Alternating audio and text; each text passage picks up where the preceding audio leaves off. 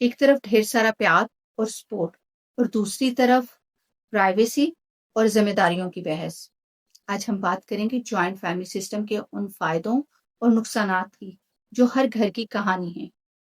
آج کل کی بھاگ دوڑ والی زندگی میں جہاں اکیلے رہنا ایک ٹرینڈ بن چکا ہے، وہیں جوائنٹ فیملی سسٹم اپنے اندر کئی خوبصورت مگر مشکل ترین سبق چھپائے ہوئے ہیں۔ آج کل کے دور میں اکیلے گھر چلانا اتنا بھی آسان نہیں ہے۔ جوائنٹ فیملی سسٹم کا سب سے بڑا فائدہ یہ ہے کہ دال، چینی، گھی سب کا سانجھا ہو جاتا ہے۔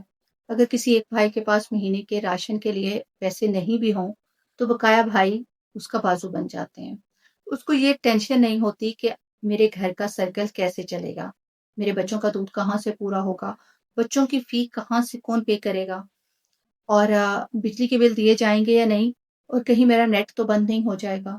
یہ تمام اخراجات تمام بھائی مل کر بانٹ لیتے ہیں، اور وہ جو بے روزگار ہو کر ایک سائڈ پر بیٹھا ہوتا ہے اس کو یہ کوئی محسوس ہی نہیں ہونے دیتا کہ تم بے روزگار ہو۔ جب تک اس کی جاب نہیں لگتی وہ بہت ایزیلی سروائیو کر سکتا ہے۔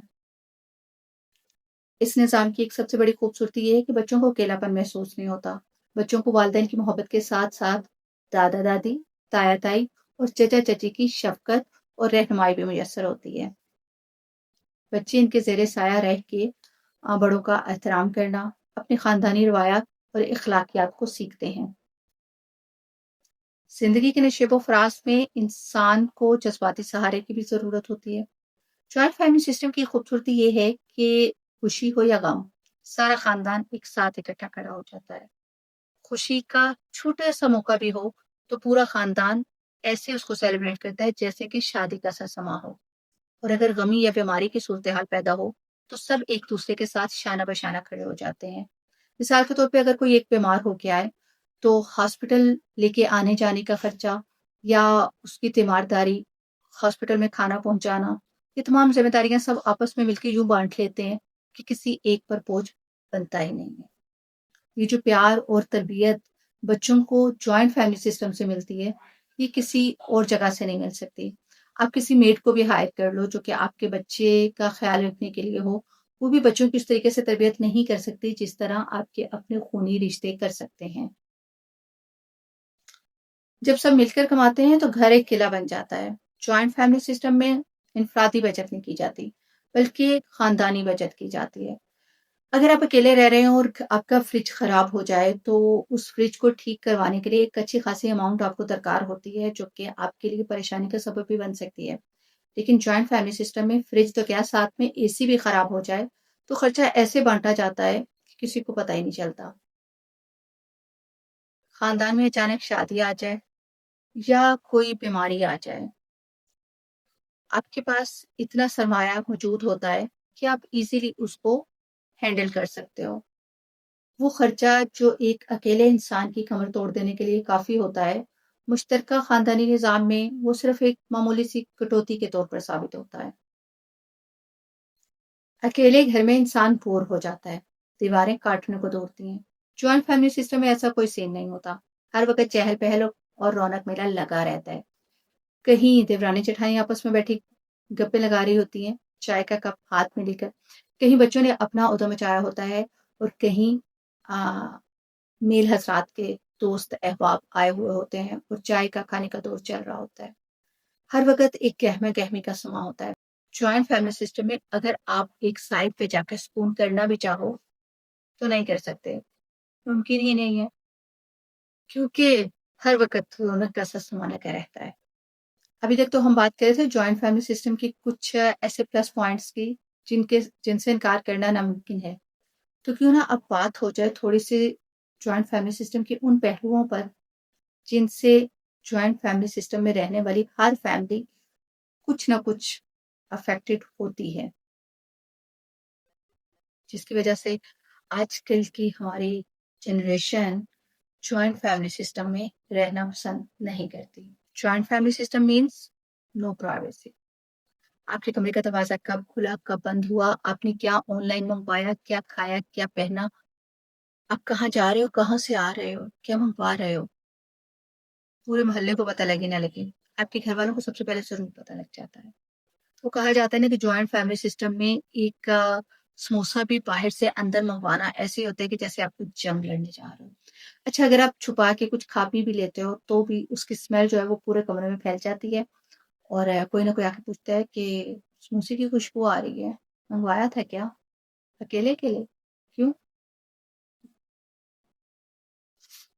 اینی ہاؤ، اگر آپ سوچتے ہو کہ آپ کہیں باہر چلے جاؤ آؤٹنگ کے لیے، میاں بیوی نے پلان کر لیا، جیسے آپ روم سے باہر تیار ہو کے نکلو گے آپ کو باز آئے گی، کہیں جا رہے ہیں کیا؟ کہاں پر؟ اکیلے اکیلے؟ ہم بھی ساتھ چلیں؟ کچھ نہیں ہوتا، اپنا خرچے پہ منگوا لیں گے. اگر بڑوں میں اتنی سینس ہے بھی کہ انہوں نے ساتھ نہیں چلنا تو بھی دو چار بچے تو ساتھ ہو ہی لیتے ہیں، چاہے وہ چچا چچی کے ہوں یا کسی پھپھو کے. میاں بیوی کا اکیلے باہر جانا تقریباً ناممکن سا لگتا ہے. اچھا جوائنٹ فیملی سسٹم کا ایک مسئلہ یہ بھی ہوتا ہے کہ اس میں کام بانٹے ہوئے ہوتے ہیں، یہ کام فلانے کرنا ہے، یہ فلانے کرنا ہے، یہ فلانے کرنا ہے. اگر آپ جابینس بھی ہو نا اور آپ صبح جاب پہ جا رہے ہو تو آپ کی تب بھی ذمہ داری ایکول ہوتی ہے گھر کی بقایا عورتوں کے برابر. مینس آپ نے صبح اپنے حصے کا کام کر کے جانا ہے، پھر اس کے بعد آپ نے اپنی ڈیوٹی پر جانا ہے، سارا دن وہاں آپ جو بھی ورکنگ کر رہے ہو وہ کرنی ہے، اور جب آپ نے شام کو گھر آنا ہے تو آپ کے حصے کے کام موجود ہوں گے. اور صبح اور شام کی سارے اپنے حصے کے کام کرنے کے باوجود آخر میں آپ کو یہی سننے کو ملے گا یہ کون سا سارا دن گھر پہ ہوتی ہے، اس کو تو کوئی کام ہی نہیں ہوتا، گھر تو سارا دن میں دیکھتی ہوں، یہ تو نوابزادی صبح کو تیار ہو کے جاتی ہے اور شام کو آ جاتی ہے، پکا پکایا مل جاتا ہے اور کھا لیتی ہے. حالانکہ ایسا نہیں ہوتا. آپ بے شک ورکنگ وومن ہو لیکن آپ پہ گھر کی ذمہ داری اتنی ہی ہوتی ہے جتنی کہ گھر کی دوسری خواتین پہ. آپ کو اپنے حصے کے کام کرنا پڑتے ہیں، اپنی ذمہ داریاں گھر کی اور باہر کی دونوں نبھانی پڑتی ہیں. دیورانی اور جٹھانیوں کی اندر ہی اندر ایک سرد مہر سی جنگ چلتی رہتی ہے. اگر ایک پازیٹیولی چل بھی رہی ہے تو دوسری اندر ہی اندر کوئی نہ کوئی کھچڑی بنا رہی ہوگی. سو یہ کہنا کہ جوائنٹ فیملی سسٹم میں کام بانٹ لیے جاتے ہیں اور آپ پہ کوئی پریشر نہیں آتا گھر کی طرف سے کہ اگر آپ کام پہ جا رہے ہو تو گھر والے جو ہیں وہ گھر کو سنبھال لیں گے، یہ بالکل غلط ہے. ایسا کچھ نہیں ہوتا. آپ کو گھر اور اپنی جاب کو ساتھ میں لے کے چلنا پڑتا ہے. تو اگر آپ اکیلے رہ رہے ہو تو میرے خیال میں پھر آپ کو چیزوں کو مینیج کرنا زیادہ ایزی ہو جاتا ہے، کیونکہ آپ کی مرضی ہے کہ آپ نے کون سے کام صبح کیے کون سے رات میں کیے. اور اگر آپ ڈیلی بیس پہ کوئی کام چھوڑ بھی دیتے ہو اور آپ اس کو ویکلی سیٹ کر لیتے ہو تو بھی آپ اس کو اچھے سے مینیج کر سکتے ہو کہ بھئی یہ کام میں نے پورا ہفتہ نہیں بھی کرنا تو چلو میں ہفتے بعد اچھے سے کر لوں گی. لیکن جوائنٹ فیملی سسٹم میں آپ کو ہر کام وقت پر کرنا ضروری ہوتا ہے، کیونکہ اگر آپ ہر کام وقت پہ نہیں کریں گی تو اس کا مطلب ہے کہ آپ ایک اچھی بہو نہیں ہے. کہا جاتا ہے کہ جوائنٹ فیملی سسٹم میں اخراجات کو بانٹ لیا جاتا ہے. یقیناً بانٹ لیا جاتا ہے. اگر کوئی بڑے سے بڑا خرچہ بھی آ جائے تو معاشی نظام اگر آپ کا مستحکم ہے تو آپ اس کو اچھے سے ہینڈل کر سکتے ہو، کسی پر بوجھ نہیں بنتا. جو گھر کا سب سے بڑا سربراہ ہوتا ہے وہ چیزوں کو مینیج کر لیتا ہے. بٹ اگر آپ کی فیملی جو ہے وہ اسٹرانگ نہیں ہے اور آپ معاشی طور پہ سارے کے سارے تھوڑے غیر مستحکم ٹائپ ہو تو پھر آپ کے لیے جوائنٹ فیملی سسٹم جو ہے وہ ایک عذاب بن کے رہ جاتا ہے. ہوتا ہے کیا ہے، ایک بھائی اچھا کما رہا ہے اور دوسرا بھائی اچھا نہیں کما رہا. اب جو اچھا نہیں کما رہا اس کو بھی خرچے میں برابر کا حصہ ڈالنا پڑتا ہے. بجلی کے بل دونوں کے لیے ایکول ہوتے ہیں. ایک کے روم میں اے سی چل رہا ہے اور دوسرے کے روم میں اے سی نہیں چل رہا، لیکن بجلی کا بل دونوں ایکول دیں گے. ایک کے بچے زیادہ ہیں دوسرے کے بچے تھوڑے ہیں، جس کے بچے زیادہ ہیں اس کو تو ظاہر سی بات ہے اس نے گھر میں پے کرنا ہی کرنا ہے. تو جس کے بچے نہیں ہیں وہ کہتا ہے مجھے خام خواہ میں مصیبت ڈالی ہوئی ہے، میں کس چیز کے خرچہ جو ہے وہ برابر کیوں کر سکتا. اگر ایک بھائی زیادہ کما رہا ہے اور وہ چاہتا ہے کہ میں اپنے بچوں کو اچھا کھلاؤں اور اچھا پہناؤں، لیکن وہ نہیں کر پاتا کیونکہ اس کو پتہ ہے کہ اگر میں نے اپنے بچوں کے لیے سب کچھ کیا تو مجھے بھائی کے بچوں کے لیے بھی کرنا پڑے گا. اگر وہ چاہتا ہے اور وہ افورڈ کر سکتا ہے کہ وہ اپنے بچوں کو اچھے اسکولس میں پڑھائے تو بھی اس کو اپنے بھائی کے بچوں کو بھی دیکھنا پڑتا ہے کہ بھئی میں اگر اپنے بچوں کو اسکول میں پڑھاؤں گا تو پھر مجھے اپنے بھائی کے بچوں کو بھی اسی اسکول میں پڑھانا پڑے گا، ادروائز جو ہے وہ لوگ باتیں کریں گے. یہ ضروری نہیں ہے کہ واقعی اس کا بھائی مستحق ہو. کچھ جگہ پر ایسا بھی ہوتا ہے کہ ایک بھائی زیادہ محنتی ہوتا ہے اور وہ زیادہ محنت کر کے اپنی ارننگ اچھی کر لیتا ہے، جبکہ دوسرا بھائی جو ہے وہ اتنا محنتی نہیں ہوتا وہ بس کہتے ہیں کہ ٹھیک ہے جتنا آ رہا ہے سرکل چل رہا ہے گڈ ہے. تو میں میرے بیوی بچوں کو کھانا مل رہا ہے, مجھے مل رہا ہے, دال روٹی مل رہی ہے تو ٹھیک ہے میں اس میں کھاتا جاؤں. تو اس میں کیا ہوتا ہے کہ جو زیادہ کمانے والا ہوتا ہے اس کا بی پی شوٹ کرتا رہتا ہے کہ بھئی اگر میں محنت کر رہا ہوں اور میں اپنے بیوی بچوں کو اچھا لائف سٹائل دینے کی کوشش کر رہا ہوں تو یہ کیوں نہیں کر رہا, اس کی ذمہ داریاں بھی مجھے اٹھانی پڑ رہی ہیں. سو اگر آپ اپنے بچوں کو اچھی تعلیم دینا چاہ رہے ہو تو جوائنٹ فیملی سسٹم کہیں نہ کہیں اس میں رکاوٹ بن جاتا ہے. اور دوسری طرف یہ ہے کہ اگر ایک بھائی کم کما رہا ہے لیکن اس کو اخراجات میں برابر حصہ ڈالنا پڑتا ہے. چھوٹے گھروں میں چھوٹے چھوٹے مسئلے مسائل چلتے ہیں. بہت نچلی سطح کی بات کر رہی ہوں کہ جوائنٹ فیملی سسٹم جو نچلے طبقے کے لوگ ہیں نا ان کے لیے بہت بڑی اذیت بن جاتا ہے, یا آپ کہہ لیں کہ مڈل کلاس طبقے کے لیے. وہاں پر ایسی ایسی لڑائیاں بھی ہوتی ہیں کہ بھائی یہ جو لوگ ہیں ان کے بچے ہیں, ان کا کھانا زیادہ بنتا ہے, ہمارا تھوڑا بنتا ہے. یا یہ لوگ تو سارا دن پراٹھے کھاتے ہیں, ہم لوگ نہیں کھاتے. یا یہ لوگ فاسٹ فوڈ زیادہ کھاتے ہیں, ہمارے تو بچے نہیں ہیں, یا ہم فاسٹ فوڈ نہیں کھاتے تو ہم کیوں خرچہ کریں.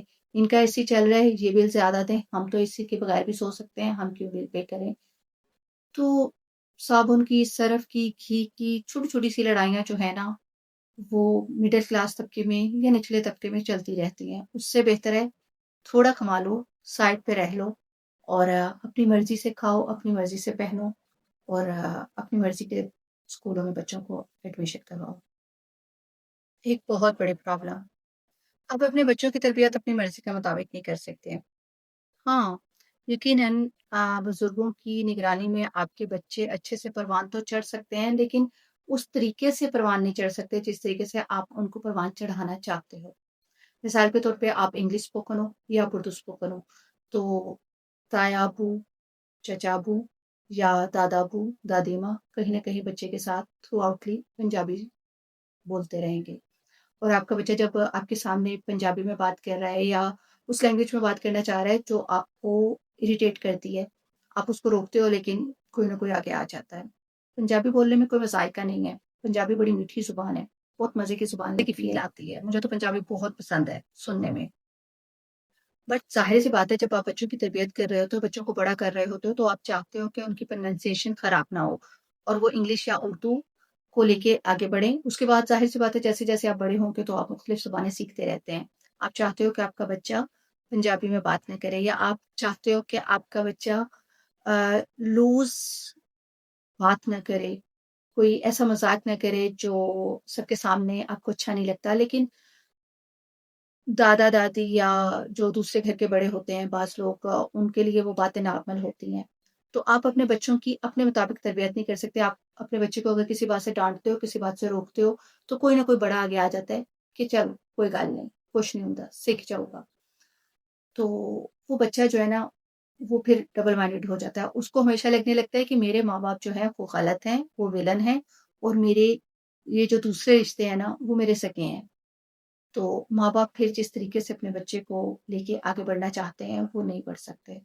تو جوائنٹ فیملی سسٹم کا یہ ایک ایشو ہے کہ آپ اپنے بچوں کی اپنے مطابق تربیت نہیں کر سکتے ہو.